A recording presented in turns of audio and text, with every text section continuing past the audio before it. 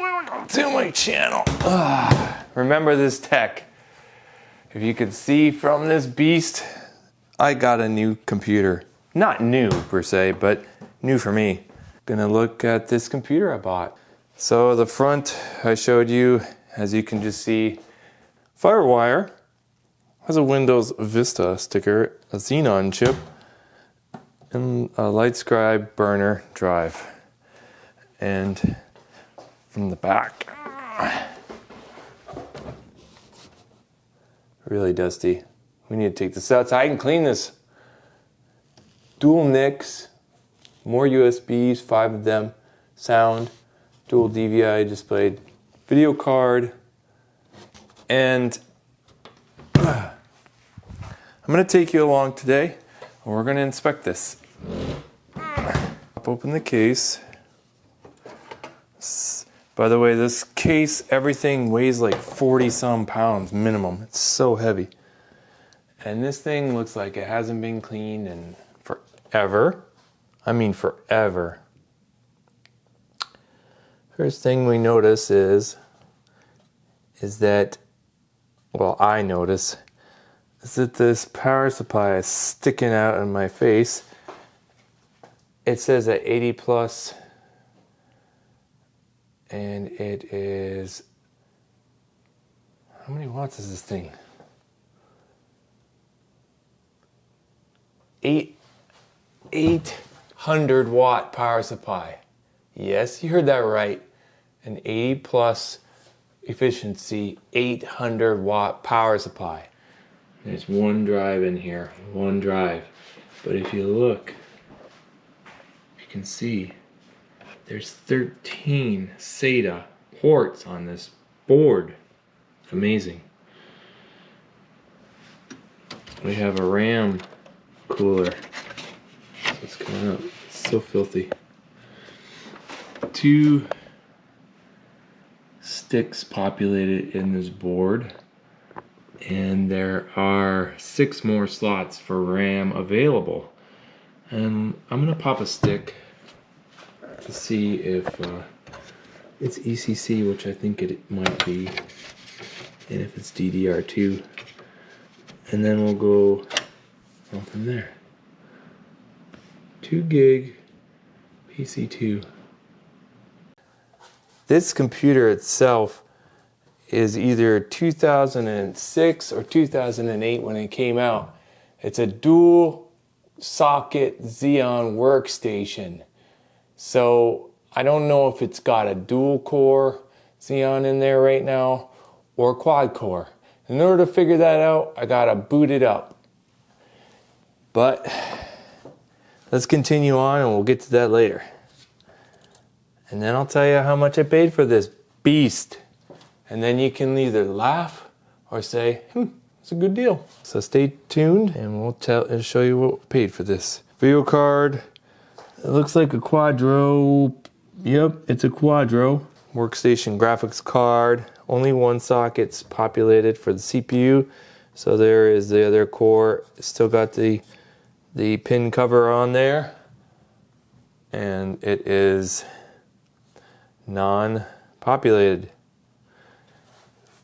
Future possible project upgrade? Maybe.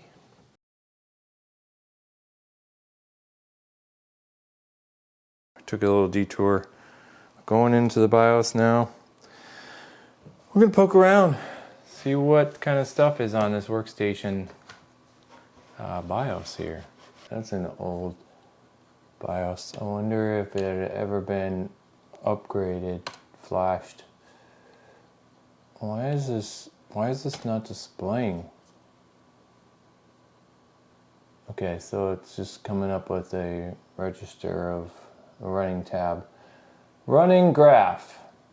CPU 1 and 2. So I think this is a dual core Xeon from this. Go over here. See if the battery's good. Oh, the battery's good. Okay, so we can flash this thing, but I don't have a new BIOS, so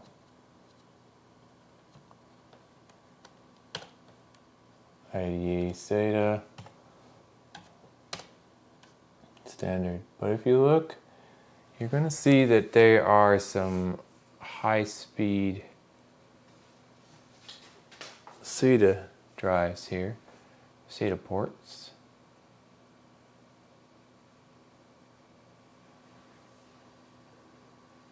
And the Gen 2, 3 gigabit per second. And check the boot order is the IDE Fujitsu, so it's a 136 gig drive. It's so noisy too.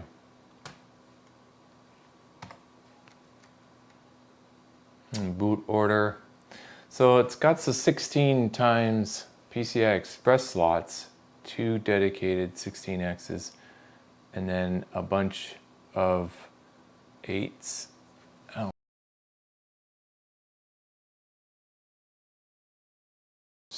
Going to see how long this beast takes to start up.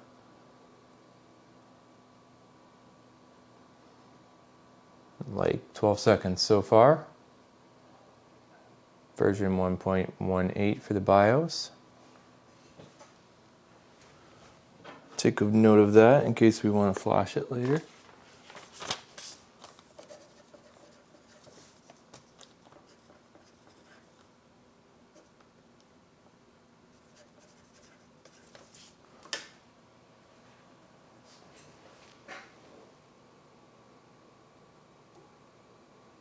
Just sits forever on the boot menu. Do I have to press something? No.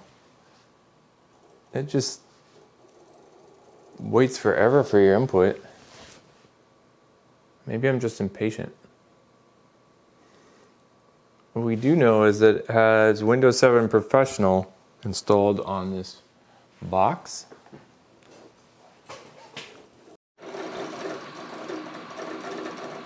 You can hear the drive.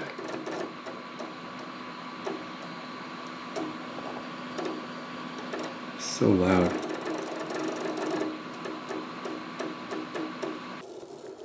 One minute, 25 seconds. And the hard drive's still thrashing, so the password the guy gave me for the default is not working. The guy who gave me this yanked it from a network, didn't have a local account on here, it was part of a network, and can't contact the domain controller. He doesn't have a cached profile, doesn't have a log on, I can't log on. So I didn't want to have to do this, but I'm forced to, and I'm going to yank his drive because I'm sick of that noise, and I'm going to put in an old 128 gig Samsung SSD that I have, an 830 series. Reliable, not the fastest in the world, probably faster when it's what he has in there. I'm going to reinstall Windows on this machine. Wish me luck. Connectors and reuse them. Right now, I don't really care to get my hands full of dust, so I'm wearing some gloves, plus static, whatever. I'm going to just apply this into the case. I'm just going to set it here for now, plug it in.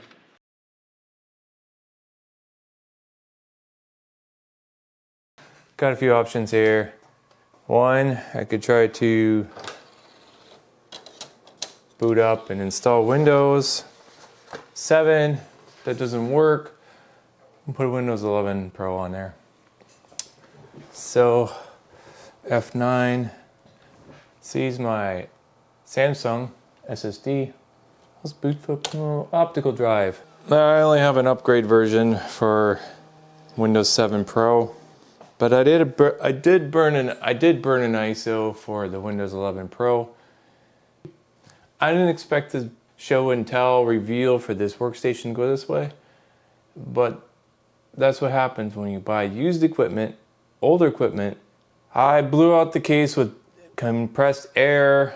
All I did was disconnect the working 136 gig drive and put in an SSD that I already had for spare that I've owned for 10 plus years. And trials and tribulations of buying a used PC, you know nothing about it. I don't ever really recommend using a machine that someone's owned that you haven't wiped the disk. Format the drive, reinstall if you have the keys. If not, you can buy a key for maybe 20, 30 bucks online and then activate it. But I could clone this one onto the old drive with some cloning software and then try that. But so let's fast forward and we'll get to the login screen. Ready to log into Windows. Now I'll just speed through some of these settings, get to the desktop, poke around. As you can tell, you can just hear the fan noise now and you don't hear that crazy smashing drive. Sounded like a 2-year-old was in the PC case pounding on pots and pans with a drum set. Here's the system. Xeon 5260, 3.33 gigahertz, and 4 gig of RAM, 64-bit OS, Windows 7 Pro that I installed. We have to activate this in 30 days. And I just put a generic key in there and we'll have to turn it on, activate, call Windows, whatever.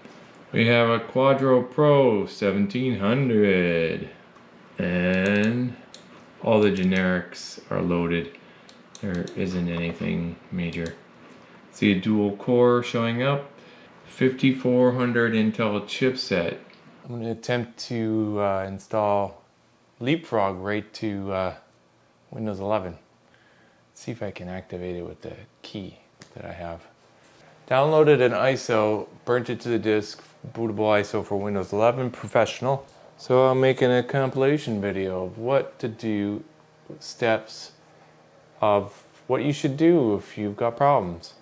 I had to use the dial-up phone support to activate my Windows key for 7. And it says it doesn't support this Windows version. Wonderful.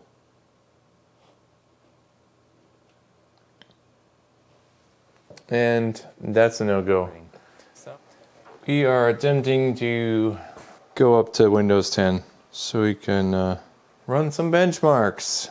We're going to install Windows 10 Pro. I got an Ethernet cord here and we're gonna install this. I would have just done this at the beginning, but I didn't have the Windows 10 ISO. I wanted to test Windows 11 to see if this hardware would support it. Anyways, it does not. Too old. So, see if it'll get Windows 10 on here and at least get updates and run some benchmarks. There's probably workarounds to get Windows 11 to work on older hardware such as this. I don't know how to do it. I don't have the time or patience, to be honest with you. Let's fast forward this. Windows 10 is installed, updating. So even though the system had keys for Vista and it didn't work, I couldn't use it. I was looking for my display driver. And the system's using an old, just a Quadro FX 1700. So in reality, is it gonna find it? It did find it. Look, NVIDIA Quadro FX 1700. Gotta love technology and you gotta love Windows 10. Restart and apply this update because, and I'll double check to see if it actually kept the activation or not, which I don't think it did from my Windows 7 Pro key, which was fully activated. It's been an eventful couple of hours getting this system here. But the fact that this, 14-year-old computer can run Windows 10 says a lot. I mean, says a lot for Microsoft being able to run on different hardware platforms, and also says a lot for the power that this machine still has. Let's see if this thing is activated, shall we? Bonus. Windows 10 Pro is activated with the digital license. Nice, nice, nice score.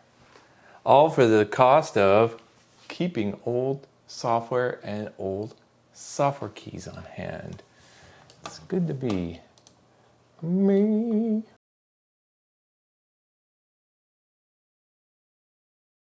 installing a few things, and you can see that it basically spiked like 100% just installing 2 apps. Installed 2 apps at once and kind of like choked.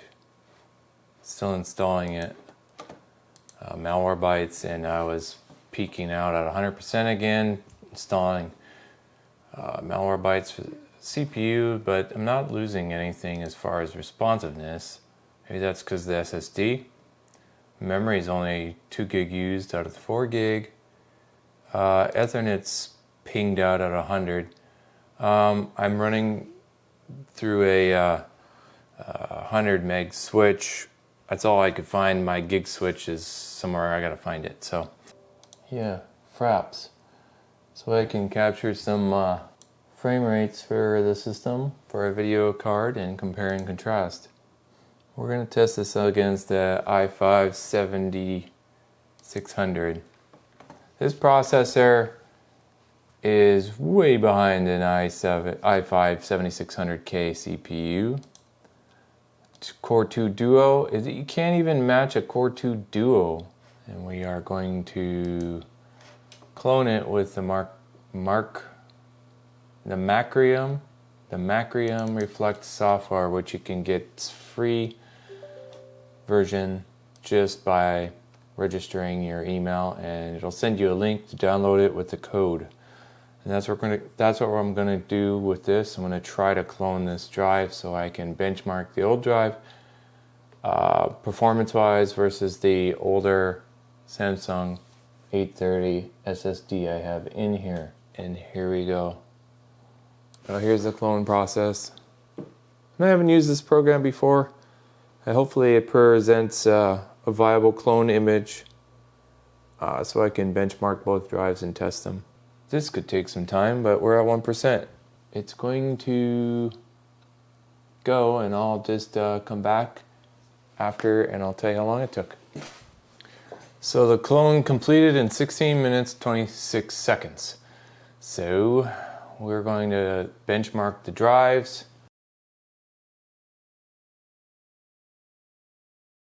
So I did a Crystal disk. Crystal Mark tested the SSD. Apparently it's 143 read and write is 132. Well, that's not too horrible, not to be bashed or expected, but it's an 830 Samsung SSD, one of the first generation. So it's probably limited by the SATA bus. But I'm going to next test the secondary drive, which would be the SAS drive. You're gonna hear in a minute here how it's gonna start thrashing once it starts to test. I have a brand new SSD with higher capacity. I'm interested, I may even put that in there to test, comparing whether or not it's worth it to even spend money for upgrading this machine. So as you see here, there's a Crystal Mark. It finished on the SAS drive about 50 megabits per second slower for the read and write. Abysmal score for the 4K sector tests. I'm gonna disconnect this SAS drive. I'm going to connect this Lexar drive, this SSD that I got on special on Amazon for $17 in one of their sales. It's 240 gig. And it is a 6 gigabits per second SATA drive. Let's see if it performs better than the old 830 Samsung that I have in here. I'm gonna test it, and then I am going to see what the benchmarks read and whether or not it's bottlenecked by this old 8600 Workstation SATA bus.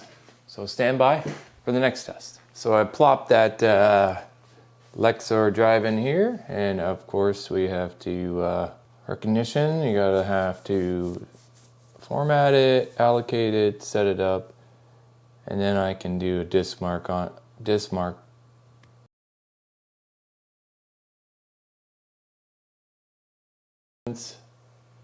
Between the two, this is a 830 Samsung, it's older, and this is the Lexar drive. Yeah, we have a bus limitation here, so to be honest, replacing that drive from the boot drive from Samsung to the Lexar, it's not going to make that much big of a difference at all. Nothing noticeable. Unless you get a PCI Express card and put that controller for SATA 6 on here, you're not going to see a difference.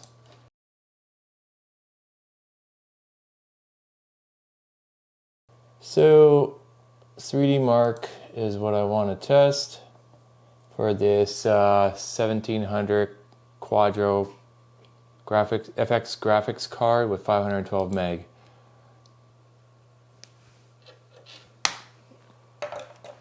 It's stuttering already at 1680 by 1050 by 32 at 8 times multi-sample.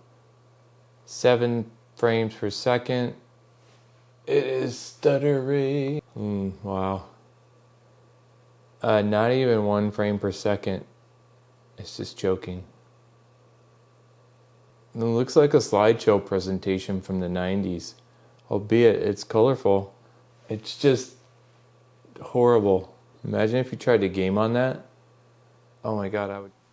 So from top to bottom, pass mark gave a 79 for score. CPU mark 964.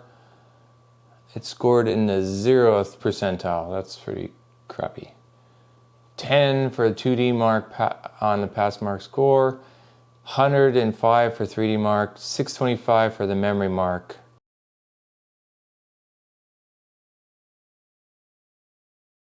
So, this is the Radeon 7950 3 gig DDR5 card. It's got HDMI out and it has dual DVI, PCI Express. It's beefy. It's not new, but I figured I could go to a 1 gig card, but I want to see how this system handles it and replace this 1700 Quadro FX. I need to run two, count them, 2 6-pin power adapters, and if I'm lucky, this system has 2 in here, 2 PCI Express power cables, because it is an 800 watt power supply. So this is what I'm going to do. Populating the rest of the RAM slots in this beast. B, replacing the video card. Booting up the system and testing. Wish me luck. The beast fits right in the beast. And I'm gonna need 2 hands for this to lock the video card in place. And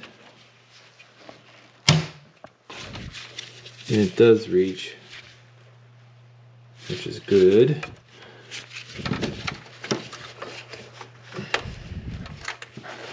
There's little clips in there on the board to hold these in place for cable tie management. I'm routing these around and powering them on. Keep in mind this power supply is, I'm 12 years old minimum, so this card could blow the whole thing. So the RAM is PC2 5300F. A friend of mine had a spare server and he gave me some 4 gig sticks, and I'm going to populate them.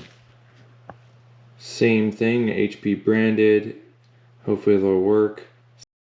Now we have populated this board with everything HP compatible. HP branded RAM, all 4 gig sticks rather, aside from this slot here and this slot here, which are 4 gig Samsung sticks, but they're all 53F. So let's put the shroud back. Okay, the video card works. Post gives me video out. I had to take the Samsung sticks out and replace them with 1 gig modules for here and here, and that was HP RAM. So we'll see if it bulks again, but it screamed at me, so I had to fix it. So I was successfully able to upgrade the memory to 16 gig. Run some of these benchmark tests, all of them now. I was able to also upgrade the video card and drivers for the system. I put in a Radeon 7950 HD card, 3 gig, and I'm gonna run the tests, and then we're gonna shut off the system, and I'm gonna plop a quad core Xeon in there to actually see if it makes a difference overall. I will give you my final assessment. Had a number of problems with memory compatibility, meaning you have to have the exact type memory, speed of the memory, unbuffered DIMMs, and the size, how large the DIMMs are, because if you have the wrong banks of memory populated with a incorrect size, it just won't work. It won't post. You get a memory 204 error.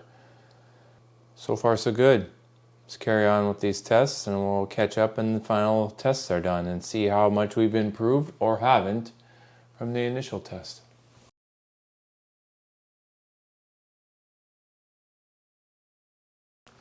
And check that out, the 3D simulation software for the 3D Mark test is actually running around 60 plus FPS, dipped down to about 50 in a few, but it's actually working, and before it was just stuttering, but so far so good.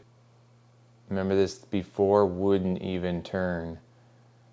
I mean it would like stutter like still frame pictures.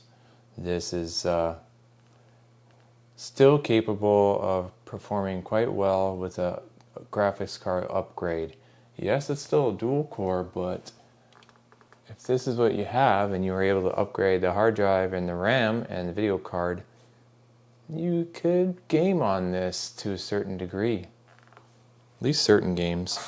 So it couldn't run at 1920 by 1080, but it can run at 1680 by 1050 at 4x multi-sample, and we're hitting around 77 frames per second, and we're hitting 23, 25, 27.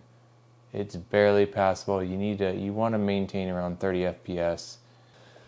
So we've got this test completed. Pass mark total rating is 961.7, 8th percentile. Not sure what that means. CPU mark 999.3. 2D graphics 249.1.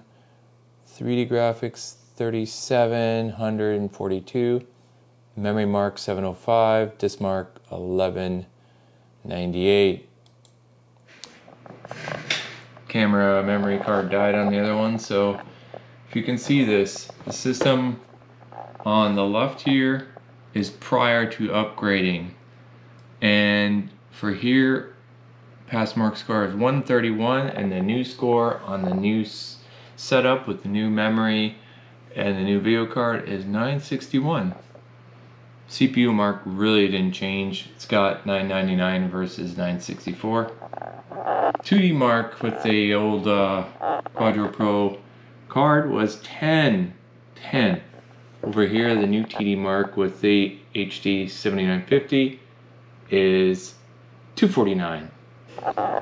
3D mark was 105 with the old Quadro Pro 1700 system card, and 3748 with the new HD card. And over here, the memory was 625, and when I upgraded it from 4 gig, and this is 16 gig, it went to 705. So that's not a huge increase. The biggest increase we saw here was increasing the video graphics card, the 3D 7950 3 gig card.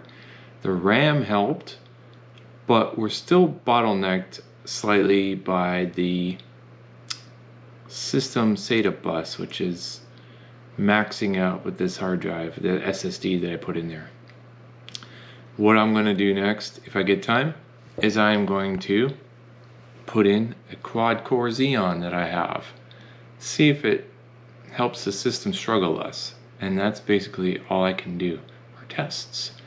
And then we can determine what I actually paid for this system and what spare parts I put in here. Did it bring it back up to a usable system to today's standards, or at least a few years ago?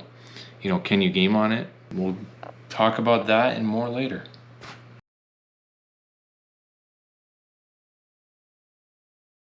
So I was able to upgrade the system to 22 gig of RAM. I swapped out the dual core Xeon processor at 3.3 gigahertz for a quad core, and I'm booting it up and going into the system to see if it's there and if it recognizes it. It still sees it as the original, which is weird because it should, it should see it, but it doesn't. It seemed more sluggish than before. It's only seeing 2 CPUs still. And doesn't pick it up. I don't know if the BIOS didn't recognize it or what.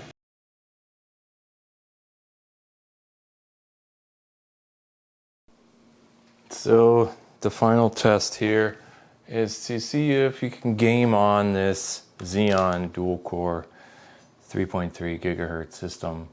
I've enabled the frames per second.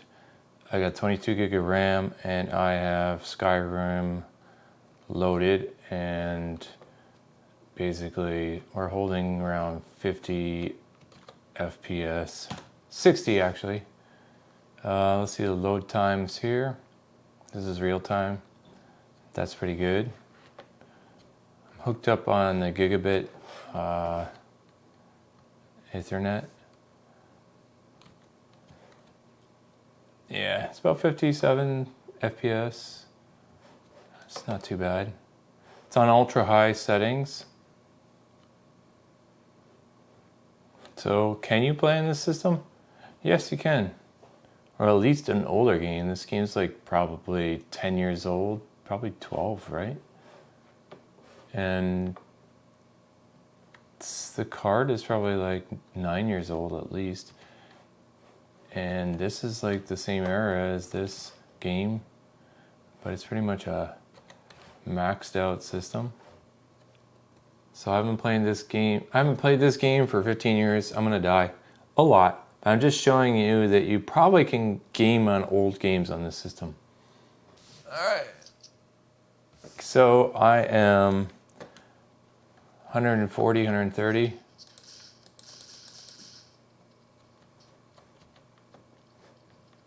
$77, $70.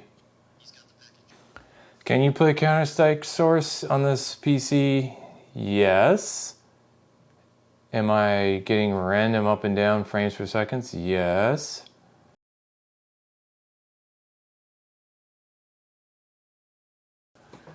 So to be honest with you, first thing you should know when you're messing around trying to get an old system up and running, sometimes you need to have a secondary CPU.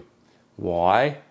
Because sometimes it may have an older BIOS rev and it won't recognize the first or the newer CPU that you have in there. And you might not get it to post. When I put the quad core in there, it didn't want to post after the BIOS rev update. So pulled it out, put the old dual core in there, the Xeon. That worked. I would suggest also having multiple video cards if you're going to be working on a system. You need to be able to test the system. Have a regular PCI card that doesn't require a 6-pin power input from your power supply.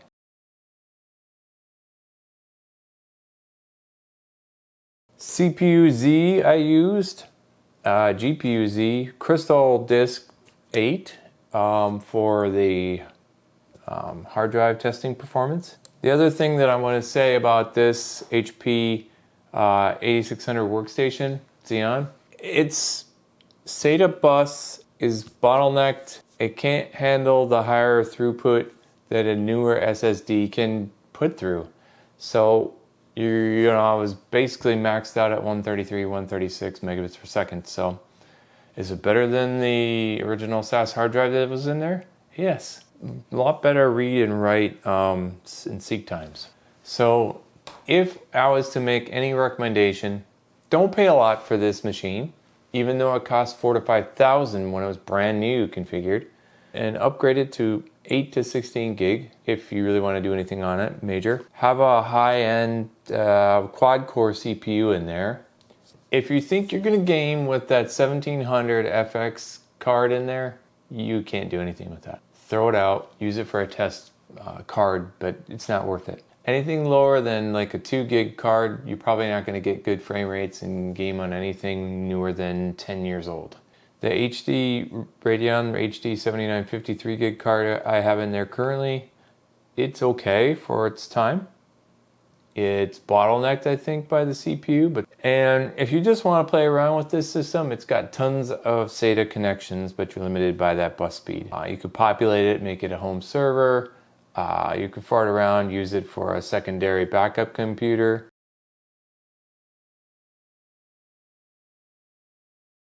So I told you I'd tell you how much I paid for this system. Well, I got it off Facebook Marketplace for someone who was selling it. Said it worked, but there was viruses on the hard drive. Selling it for 25 bucks. Did I get a great deal for 25 bucks? Hell yeah, because I can play around with it. I can repurpose it for other things. I already got a few things in mind for that, in fact. You know, you could do old school gaming on here, you know, Counter-Strike CS, Skyrim, maybe, you know, BioShock, a few of those other games. You can surf the web, you can do projects on here. It's still capable, but I noticed the dual core Xeon was maxing out a lot. So you're best off if you can get dual quad cores in the system to heighten the headroom, which it can work on. But you need an OS, a 64-bit, that can handle it. So recommend it for this price? Hell yeah, it's not fun to play around. Thanks for watching.